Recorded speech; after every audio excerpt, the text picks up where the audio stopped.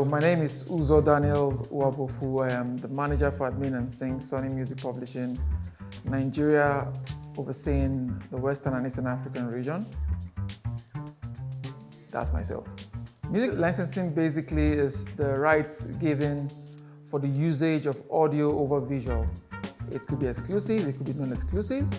The rights could be given in perpetuity, it could be given region-based, it could be given as broadcast, it could be given just for synchronization. But that's what music licensing is all about, the rights to use audio over visual for reproduction and for new works. In every movie work you hear or you watch, there is the music, there are the music supervisors, there is the music publisher. For the music, there is the writers and the producers. And also on the sound recording for the music, there is the record label and the performers. These four different entities need to be engaged. They play a major role for every time a song is used over a visual. So the four entities need to be engaged to accommodate, to give the rights of use on the musical work. Now you move to the music supervisors.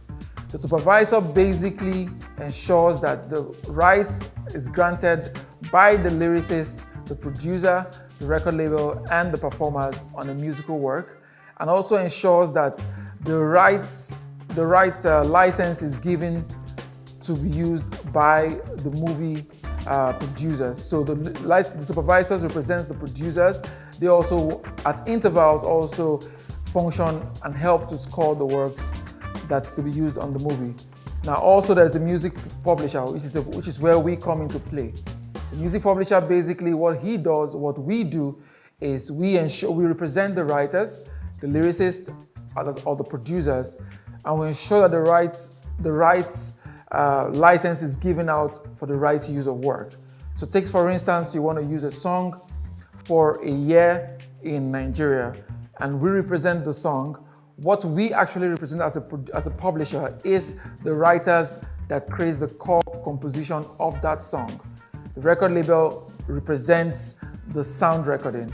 Now the music supervisor will be the one to interact with the publisher for the composition rights and the record label for the master's rights, to get all of these rights together. That's like the three major entities that play a role in the movie industry when it relates to music.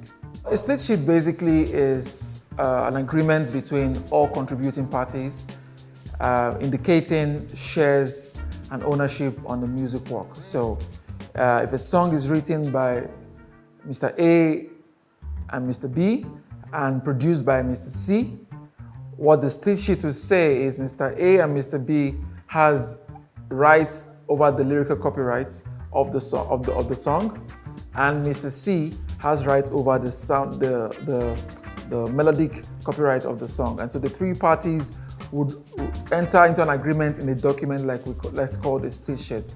It will show who has rights to what and the percentages that they have.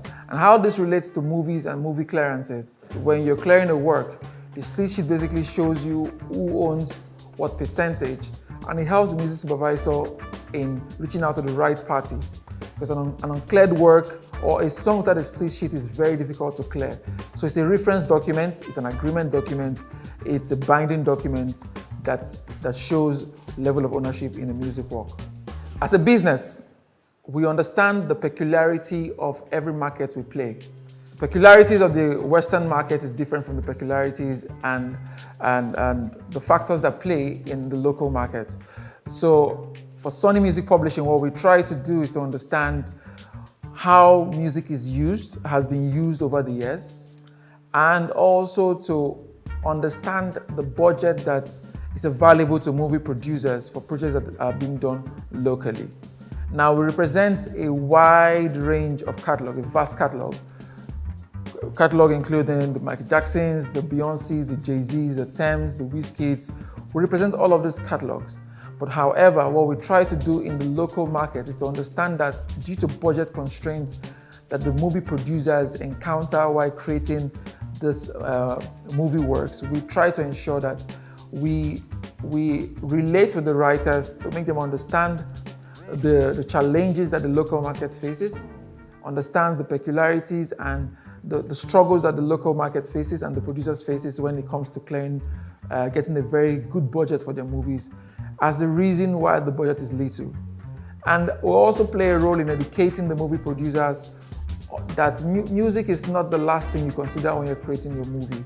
It's one of the foremost things, because actually music carries the emotions of every scene. So either instrumental, either a full song, it carries the emotion of your scene. So we educate the movie producers that come to us for this, and we have conversation, we dialogue to make them understand the reason why we are charging the way we charge. And we also dialogue with our writers to make them understand the reason why the budget that is coming to them is not as fantastic as what they would get from outside movie license requests. On the other hand, we also try our best to, we have development writers. And what we do is we engage the development writers for projects, for bespoke projects. So if you're working on a project and you need songs but you cannot afford to pay for the very A-list and highly commercial works, with a brief, we can create songs that are tailor-made to the work, to the movie being created and to the scene, that will align with the synopsis and ensure that the value is still given, though not high-level songs, but also good songs. So we do that. We relate to the writers to explain the peculiarities of the market. We dialogue with the movie producers and all the movie stakeholders, and to understand the value of the works being used. And then we also bring forth our development writers to be engaged to create bespoke works for projects. We also have a music library called Extreme Music, where we have thousands and millions of production music work that people can also use both locally and internationally. So basically, we just offer a wide range of music catalogs for use, from production to commercial to bespoke. I think this is a very dicey question. When it comes to partnership has to deal with, it has to be symbiotic, not parasitic. Most partnerships, as we know it, are more one-sided. So when you say partnership between Nollywood and Afrobeats, it has to be both. The movie producers have to recognize the value of the work being done by the Afrobeats artist. The Afrobeats artists have to recognize the value and the effort being put in by the movie producers to ensure that their movies go well. And so I believe that when both industry understands, see that there's a value recognition, because imagine if you have a movie that is, let's say 100 million naira, you want to pay 200,000 naira to clear the work to clear a song, or 20K or 100K. I've heard very ridiculous prices, and this is not a factor of just ignorance, but I feel is the place value of music in those projects. The same way we invest in heavy gadgets to ensure that movies are being shot well and have the very best of quality. It's the same way that the movie industry should recognize the work being done by Afrobeat artists and place good value on their work. I believe when high payouts is being done, when there is obvious recognition and obvious value exchange in the conversations between the movie producers and the artist, it will be obvious to everyone at that time that yes, this industry recognizes our efforts, and also the Afrobeats artists and those who create music would also understand that since effort is being recognized, then it's only fair that there should be some level of consensus in terms of bills and charges. And also, I think the idea of using music without proper clearance. So you call an artist into a room and you pay them work for hire, you pay them into the level of their understanding, just for them to be able to create songs for your movie. And there are no continuous revenue for them. There are no residuals for them.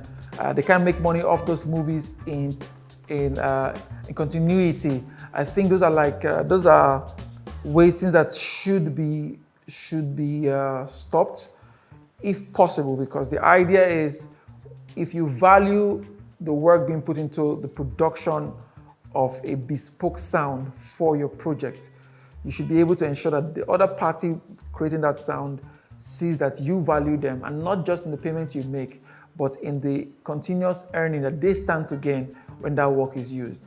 So I think work for hire is a good route in every business and in every process, engagement process. But I feel like it is mostly used. It is one of the most patronized form of doing business between Nollywood and the music industry, as against the Afrobeat music industry. So I feel there should be a lot of considerations on both parties. I believe if that is done, we would have a better system, we would have a more equitable system, and people would see that value is really, really recognized, and there will be value exchange without any grievances. Well, as a business, the reason why we're in the market is because we believe that there is growth, there is a future that the market holds. We also understand that it's still a growing market with a very high level of ignorance on all sectors when it comes to the use of music, and there's also a high level of inequality when it comes to compensation. So it's not a very there are issues that are that are obvious in the market, but however, we are here, and the reason why we're here is because we believe that everything that's at the lowest state, that's the least it could go. It can never go below low, right? The next is to go up, and we believe that we can play an active role in achieving the goals and enlightening people and doing business better and representing writers better. So the future for us is, as the music industry grows and the movie industry grows, the tendency of collaboration between both industries will increase, right? The era of with the entry of Netflix and Amazon and organizations like that into the market in the last 3 to 5 years, what it has done, it has shown the world that there is value in the movie space, and also many other organizations and technologies will come in to help explore the movies that have been produced locally. So we believe that as long as technology increases, as long as digitalization doesn't stop, the movie industry will keep rising and keep growing. And as long as Afrobeats and music in general, African music grows, the need of that music in movies would be increased. And so this cohesion between industries is one of the things that excites us as a business, and we're looking forward to engaging more writers. And we believe that in the next couple of months or years, there will be standards. We'll be able to make money from our local market, make money internationally. Writers will be more engaged for projects. More local works will be used for more movies, and the ease of clearance will be a lot better than it is and than it used to be. Hello guys, my name is Uzor Daniel Wabofu, and I am the manager for Admin and Sync Sony Music Publishing Nigeria, overseeing Western and Eastern Africa. Keep watching The Blue Box by Boxonia. Cheers.